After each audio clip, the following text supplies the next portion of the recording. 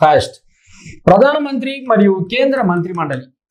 వాస్తవంగా మన భారత రాజ్యాంగంలో మంత్రి మండలి అనేటటువంటి అంశాన్ని గురించి ఎక్కడా ఎటువంటి ప్రస్తావన చేయలేదు.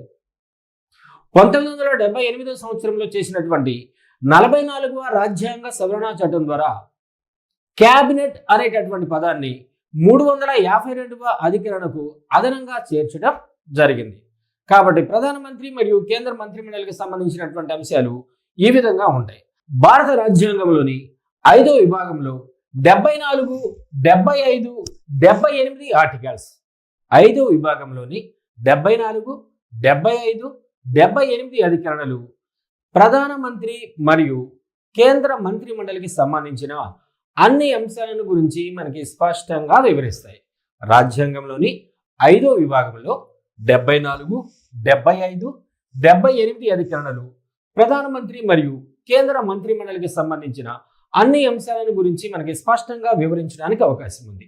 అయితే ఫస్ట్ వన్ 74లోని 1వ అధికరణం ప్రకారం, 1 అనేది సబ్ క్లాస్ కాబట్టి దాన్ని మనం బ్రాకెట్లో మెన్షన్ చేయడం జరిగింది. కాబట్టి 74లోని 1వ అధికరణం ప్రకారం రాష్ట్రపతికి పాలనాపరమైనటువంటి వ్యవహారాలలో సహాయ సహకారాలు అందించడానికి ప్రధానమంత్రి అధ్యక్షతన కేంద్ర మంత్రి మండలి పనిచేస్తూ ఉంటుంది. 74లోని 1వ అధికరణం. ఎందుకు భారత రాష్ట్రపతిని నామమాత్రపు కార్యనిర్వహణాధికారి అన్నాం అంటే పేరుకు మాత్రమే అన్ని రకాల అధికారాలు ఉంటాయి, కానీ ఉన్నటువంటి ఏ ఒక్క అధికారాన్ని కూడా భారత రాష్ట్రపతి నిజంగా చెలాయించడానికి అవకాశాలు ఏమాత్రం కూడా లేదు. కనుక భారత రాష్ట్రపతికి పాలనాపరమైనటువంటి వ్యవహారాలలో సహాయ సహకారాలు అందించడానికి ప్రధానమంత్రి అధ్యక్షతన కేంద్ర మంత్రి మండలి పనిచేస్తూ ఉంటుంది అనేటటువంటి అంశాన్ని 74లోని 1వ అధికరణం తెలియజేస్తుంది. నెక్స్ట్ 74లోని 2వ అధికరణం పాలనాపరమైనటువంటి వ్యవహారాలలో రాష్ట్రపతికి కేంద్ర మంత్రి మండలి ఇచ్చినటువంటి సలహాలను ఏ న్యాయస్థానంలోనూ ప్రశ్నించరాదు. మరొకసారి క్షుణ్ణంగా చాలా కాన్సన్ట్రేషన్ చేసి వినండి. 74లోని 2వ అధికరణం రాష్ట్రపతికి పాలనాపరమైనటువంటి వ్యవహారాలలో సహాయ సహకారాలు అందించడానికి కేంద్ర మంత్రి మండలి ఏం చేస్తుంది? అనేక రకాలుగా సలహాలు అందిస్తూ ఉంటుంది.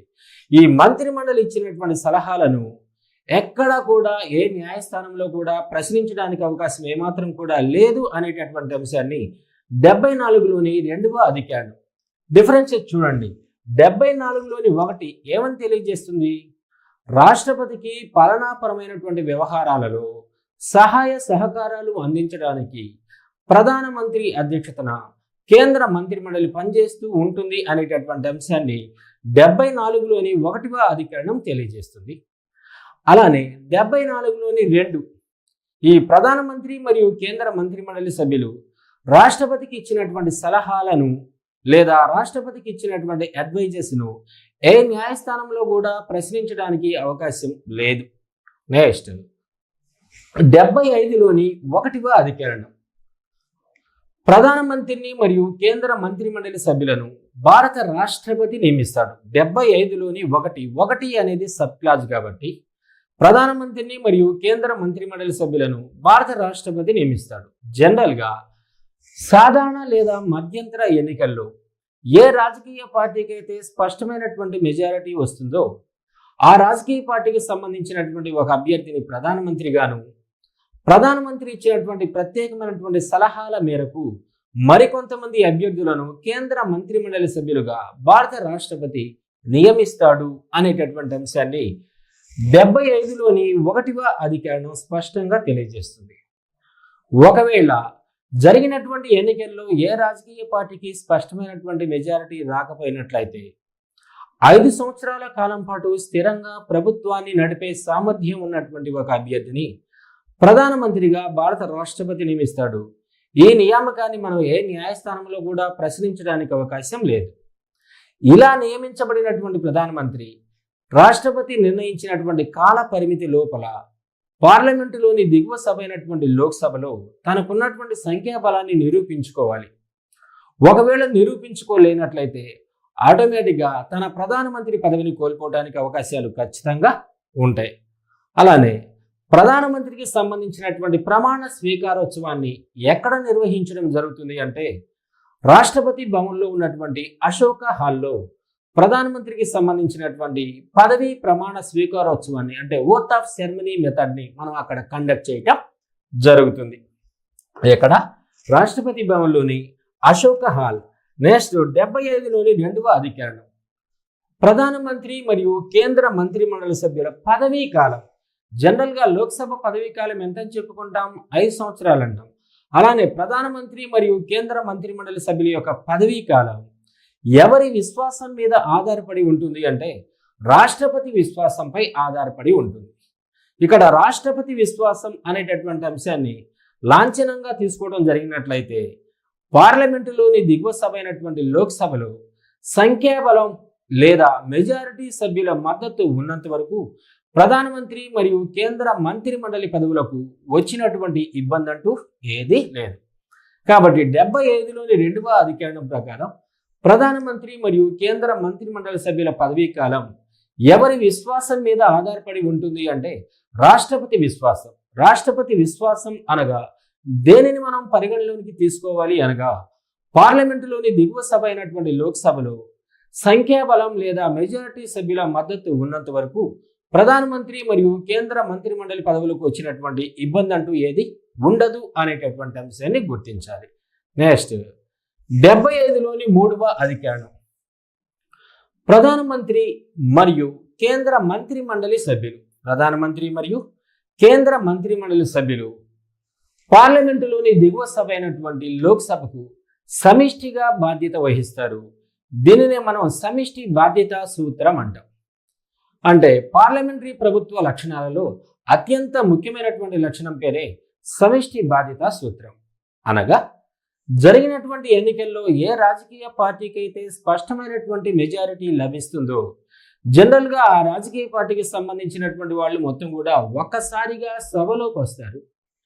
ఎవరైనా ఒక మంత్రిపై కానీ మంత్రి మండలి సభ్యులపై కానీ అవిశ్వాస తీర్మానాన్ని ఆమోదించడం జరిగినట్లయితే దిగువ సభ అయినటువంటి లోక్సభ ఆటోమేటిక్గా ఈ పదవులను చేపట్టినటువంటి వ్యక్తులందరూ కూడా ఒకసారిగా తమ పదవులను కోల్పోతారు. అందరూ కలిసికట్టుగా ఒకసారి అధికారంలోకి రావడం, అందరూ ఒకసారిగా అధికారాన్ని కోల్పోవడాన్ని మనం సమిష్టి బాధ్యతా సూత్రం లేదా కలెక్టివ్ రెస్పాన్సిబిలిటీ ప్రిన్సిపల్ అనేటటువంటి పేరుతో పిలుస్తాం. అయితే లోక్సభకు అన్నాను అంటే పార్లమెంట్లో దిగువ సభను మనం ఏ పేరుతో పిలుస్తాం? లోక్సభకు. లోక్సభకు జరిగినటువంటి ఎన్నికల్లో ఏ రాజకీయ పార్టీకి స్పష్టమైనటువంటి మెజారిటీ రాలేదనుకో అప్పుడు రాష్ట్రపతి ఇష్టం వచ్చినటువంటి అభ్యర్థిని ప్రధానమంత్రిగా నియమిస్తాడు అన్నాను. ఇలా లోక్సభకు జరిగినటువంటి ఎన్నికల్లో ఏ రాజకీయ పార్టీకి స్పష్టమైనటువంటి మెజారిటీ రాకపోయినప్పటికీ కూడా ప్రధానమంత్రి పదవిని చేపట్టినటువంటి ప్రముఖులు కొంతమంది ఉన్నారు. వాళ్ళలో ఫస్ట్ వన్ విపి సింగ్ 1989 సంవత్సరం. మరొకసారి అభ్యర్థులు స్పష్టంగా వినాలి. లోక్సభకు జరిగినటువంటి సాధారణ లేదా మధ్యంతర ఎన్నికల్లో ఏ రాజకీయ పార్టీకి స్పష్టమైనటువంటి మెజారిటీ రాకపోయినప్పటికీ రాష్ట్రపతి అభీష్టం మేరకు ఒక అభ్యర్థిని ప్రధానమంత్రిగా నియమించడానికి అవకాశాలు ఉన్నాయి. ఇలా నియమించబడినటువంటి ప్రధానమంత్రి నిర్ణయిత కాలపరిమితిలో తనకున్నటువంటి సంఖ్యా బలాన్ని లోక్సభలో నిరూపించుకున్నట్లయితే తనే ప్రధానమంత్రిగా పదవిలో కొనసాగడానికి అవకాశాలు ఉంటాయి. అయితే లోక్సభకు జరిగినటువంటి ఎన్నికల్లో ఏ రాజకీయ పార్టీకి స్పష్టమైనటువంటి మెజారిటీ రాకపోయినప్పటికీ మన భారతదేశంలో ప్రధానమంత్రి పదవులను చేపట్టినటువంటి ప్రముఖులు కొంతమంది ఉన్నారు అన్నాను. First one VP Singh 1989. Next P Chandrashekhar 1990. Next PV Narasimha Rao 1991. ఆ తరువాత అటల్ బిహారీ వాజ్పేయి 1996. Next HD Deve Gowda 1996. ఆ తరువాత ఐకే గుజరాల్ 1997. మళ్ళా రెండో పర్యాయం Atal Bihari Vajpayee 1998. Last one doctor Manmohan Singh 2004 మరియు 2009 సంవత్సరాలు. ఇలా లోక్సభకు జరిగినటువంటి ఎన్నికల్లో స్పష్టమైనటువంటి మెజారిటీ రాకపోయినప్పటికీ ప్రధానమంత్రి పదవిని చేపట్టినటువంటి ప్రముఖులు వీరు. అలానే సుప్రీంకోర్టు తీర్పులు.